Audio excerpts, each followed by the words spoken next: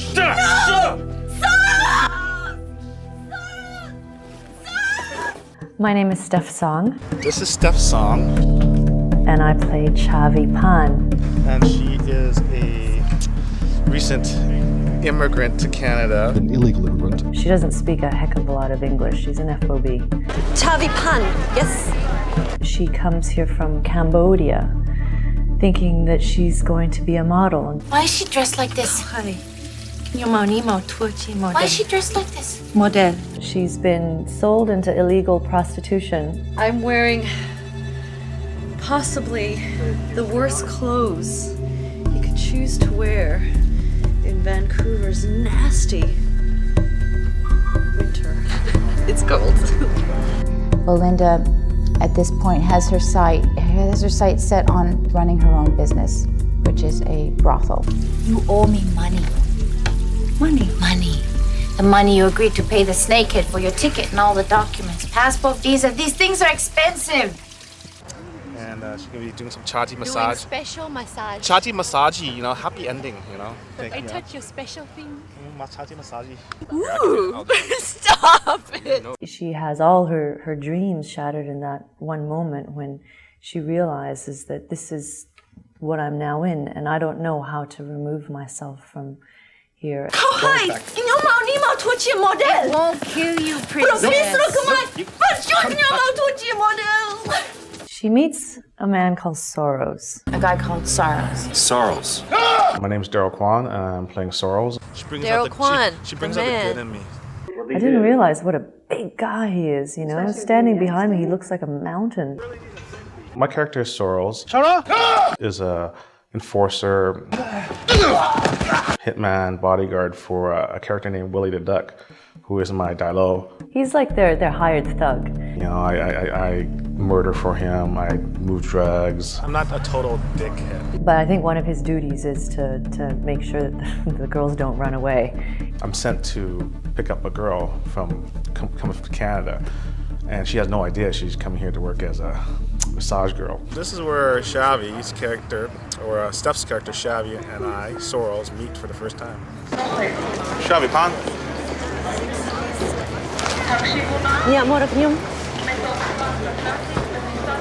It's our very first scene for our very first part of the love story. As the story goes on, I start seeing something in her that moves me, and I start falling in love with her. He loves. I'm falling for her. He fall in love. I don't know whether she's actually like me for me, or the fact that she can use my strengths to get out of the situation that she's in. Yeah. You are the most beautiful girl I've ever seen.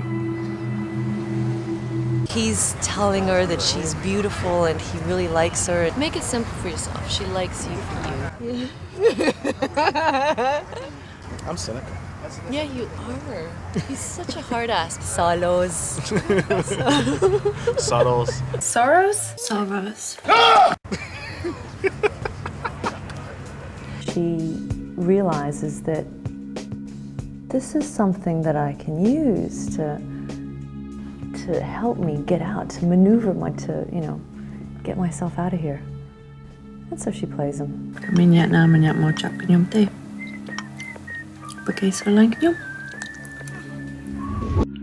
And that creates an inner conflict with this big, tough, badass guy. What I love about her is she doesn't just resign herself to that fate. She's not a quitter. She keeps trying to fight her way out of it. She's this brave, resourceful, spunky little thing. She's not going to curl up and die. Look nice.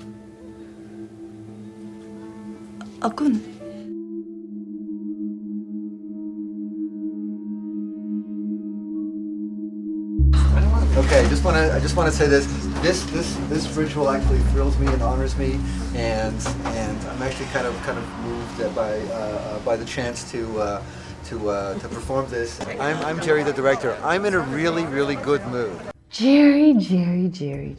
I said, you know, you don't necessarily have to pick a Chinese or Asian director for this. Just pick someone who is who is not afraid to go dark and tell the truth.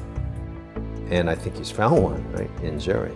He was not merely the best, he also saw this from the best possible angle. And that's not PR bull. Jerry is an intense character. Who am I? Am I of this country? Am I of that country? Am I of this place? Or am I of that other place? You know what I'm saying? That's really probably why I'm here. He adheres to a very high level of creativity and of art. We're sort of discovering that movie star can handle himself. Don't get him mad. Does that meet with your approval? It does. There you go. It makes you feel very comfortable, and he welcomes your thoughts and your ideas. He lets you bring what you need to the table to make the character work. You feel kind of safe because you feel that you have a director who, if you're not 100%, he would be able to tell you, and you can see that and to encourage you, right? He's also a funny guy. He makes us relax in the set. And because he anticipates the problems you're going to have before you have them. And he anticipates solutions for the actors before we even have to think about them. Jerry is really good at seeing the whole picture of this whole script, of this whole story, on a very thematic level. Most of the time when I start a project, a good 60% of my time in prep is spent just trying to get the script up to a doable level. This particular script has everything. And on this, with Ian's script, it already started great. So all I had to do was just, you know, see if I could be inspired by it and go to bigger heights. Ian's an incredibly talented writer who's, I think, brought a lot of care, thought, and exploration into the story and into the characters.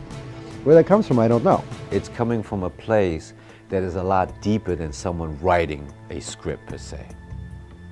You know, there's this connection, this love, and this compassion about what he's written. I think to take on a monster like Dragon Boys and to be true to every character and to the story, you have to have a lot of passion, and you have to have a lot of love for, you know, for the story. This is what makes a great movie. This is what makes a real epic film, is when an entire cast coalesces and they all vibrate on that same tone. I gotta say, I am absolutely blown away by the level of the cast we've got. When we started the process, Michael Chechik, my partner, and I just didn't dare to hope that we'd get a cast anything like this. And in this movie, they all fit. So I love each and every one of them. They're great. So this is day 40 of 40, our last day shooting. Last day, Mom. We're outside the casino set here in the fog.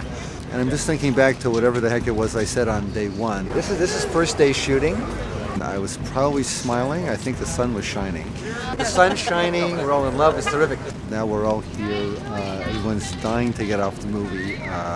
Although we've made a great work of art, the creative expenditure has strained us. We'll be shooting until 7 o'clock in the morning. Me, I'm getting more awake as the night goes on while everyone else is falling asleep around me.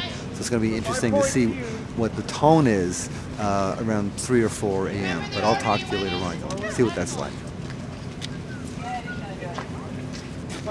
They're checking the chip, and if the chip's good, then the movie's done. 7 o'clock. A sad moment. This is Michael Chechik, right? The man without whom none of this would happen. One of the great producers in this country. 我覺得好難得，政府電視台會出錢去拍一部咁關心亞裔人嘅戲啦。咁作為一個喺亞洲嚟嘅我哋加拿大人，我都覺得希望多啲人去關心，多啲人去了解我哋華人嘅心態啦。咁我覺得同埋我希望呢部戲只係一個開始，希望能夠多啲呢啲咁嘅戲能夠喺加拿大電視台。I really do honestly believe, at the end of the day, we can hold our heads up and say, yeah, we have, with integrity, told a story of three-dimensional human beings. There is that momentum, there is that synergy, there is that domino effect. When something is good and moving and compelling, we all benefit. I do want the Chinese community in North America to appreciate the movie. But that's less than a third of my audience. I want a lot of Anglos to watch this movie, and Italians and Greeks and Germans and Jews. I want them to see their own culture reflected in it as well. There's a phrase in Chinese called 天無不散之筵席 that means that under the heaven there is no banquet that won't be finished. But we will get together and feast together. Absolutely. Give me one of the lips. Oh my God! There we go.